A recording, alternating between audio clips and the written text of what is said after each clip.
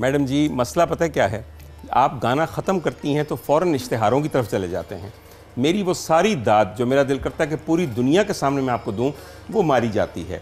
मगर मैंने इस ब्रेक की इब्तदा ही उस दाद से करनी है जो आपका इस्तेहकाक है, आपका हक है। मैडम इतना उम्दा रचाया है, यकीन कीजिए ये मेलोडी और इसे गाना, अरे आज के लोगों को मैं कहता हूँ अगर इसे आसान समझते हो तो ज़रा एक बोल मुखड़े का कह के देखो फिर पता चल जाएगा कितने पानी में है सब कुछ।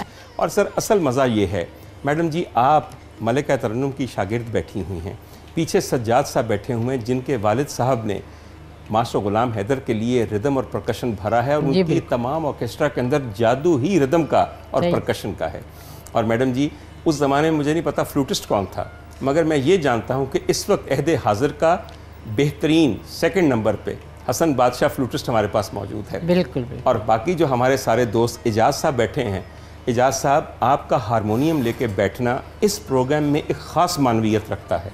मास्टर जी की ज़िंदगी का आगाज़ भी बहैसियत पेटी मास्टर हुआ था। पहले हारमोनियम पे ही सब सुर छिड़ते थे जो फिर बाद में धुनों में ढल गए।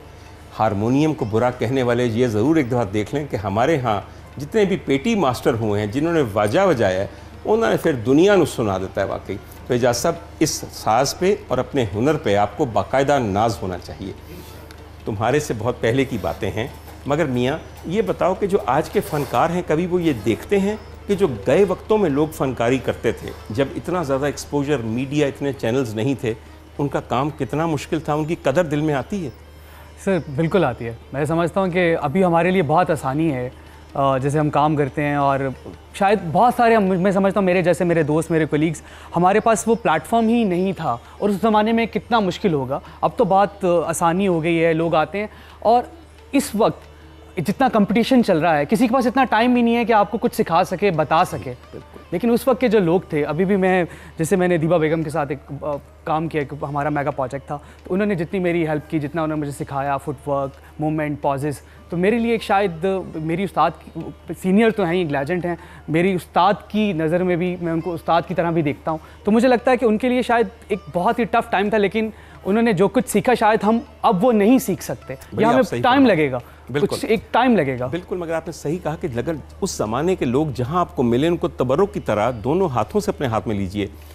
सीनियर आदमी का एक कहा हुआ जुमला कई सालों की मेहनत का अर्क होता है और वो अक्लमंदी है जो उसको जज्ब अपने अंदर कर ले। बिल्कुल बिल्कुल। मेरा बहुत दिल करता है कि यहाँ वो खातून बैठी हैं जिन्होंने उस्तादी और शागिर्दी को एक और मकाम पे पहुँचा दिया। मेरी नज़र में इनकी गुलकारी तो अपनी जगह कमाल है। असल में अतात व फर्मा बरदारी में 100 में से 200 नंबर तरन्नुम नाज के हैं। कोई ऐसी भी बीबी होगी कि जब आई थी तो उसका नाम नाज लैला था और फिर अपने उस्ताद की मोहब्बत में ऐसी गर्क हुई हैं कि अपने नाम का हिस्सा बना लिया।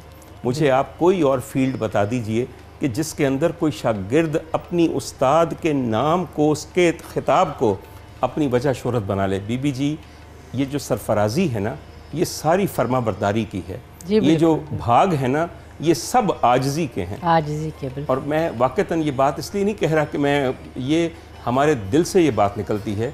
और आपसे मैडम मैंने गुलकारी तो ना सीखी, मगर मैं ये ज़रूर सीख गया कि अपने उस्तादों की, अपने बड़ों की इज़्ज़त कैसे करनी। जी बिल्कुल, यही बात मेरी उस्ताद जी मलिका तरन्नुम नूर जहाँ जी ने जब मुझे शागिर्द किया तो यही बात की थी उन्होंने कि बेअदब मैंने कभी सुर में नहीं देखा। वाह वाह वाह वाह, ये उनके अल्फाज थे। वाह, अदब बहुत बड़ी चीज़ है। बेइंतहा मैडम, इसमें कोई शक नहीं है। मैडम मैं दरख्वास्त करूँगा कि फ़िल्म मेहंदी का गाना है जो कि गज़ब का मुनव्वर सुल्ताना की कंपोजिशन है, राग दरबारी में। आप लोग मेरे कहने पे इस गीत को सुनिए और उसके बाद अगर आपका ये पसंदीदा गीत ना हो गया तो कोई और चीज़